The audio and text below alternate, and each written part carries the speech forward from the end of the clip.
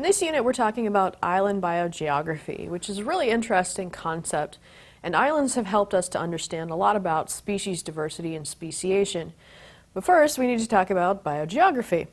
This is the study of the distribution of organisms in space, both historically and currently. So this picture here is showing grizzly habitat and polar bear habitat. The historical grizzly habitat is what's included in this very dark brown section here.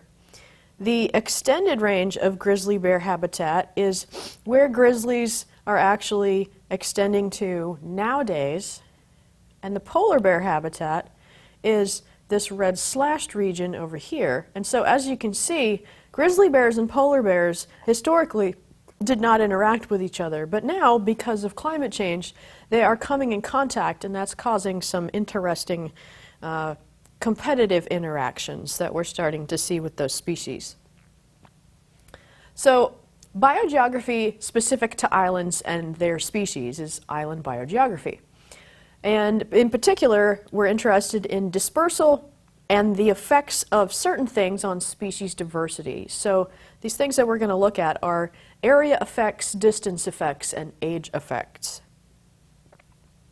Dispersal just means how do species reach an island? And there are actually several methods. Some of the most common are by flying there, blowing by wind, or floating around in the water. And I've got this picture here of a coconut seed with a sprout coming out of it because coconuts are commonly dispersed by floating around on the water.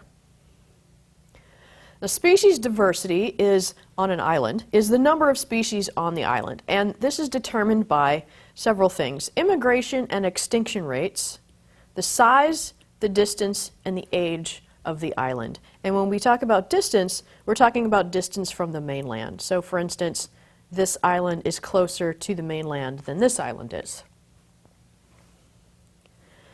Immigration and extinction are concepts of immigration is when species arrive on an island, and extinction is when they disappear permanently from an island.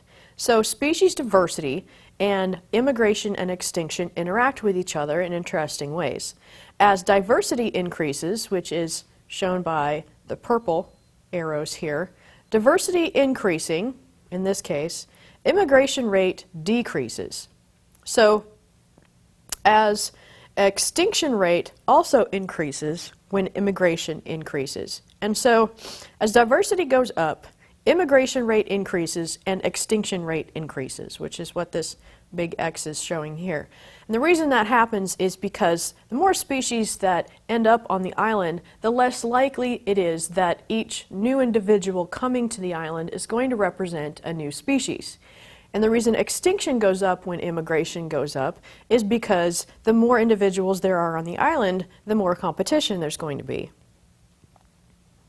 So area effects are pretty simple. Larger islands tend to have higher diversity than smaller islands do. And that's just because on a larger island, there are more habitats and microhabitats, which are just little tiny habitats. So for instance, there are more different areas where it would be obvious to the human eye that this is one habitat compared to another, but there are also tiny little habitats that are no bigger than the size of the surface of a rock. So a larger area just simply has more space, and so there are more likely to be more habitats there.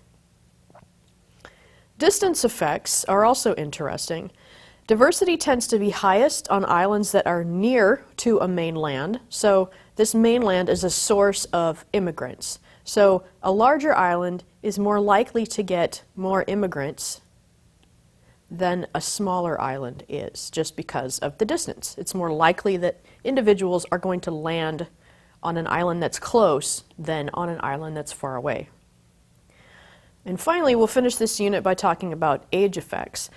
Species diversity on an older island is higher, usually, than diversity on a younger island. And that's just because the older island has not only been around longer, and so there's been more time for species to reach the island, but it's also probably got more habitats and microhabitats because it's been in existence longer.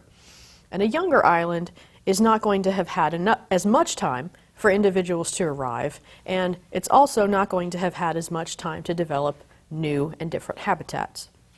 So check your supplementary readings for more details about the area, distance, and age effects on island biodiversity.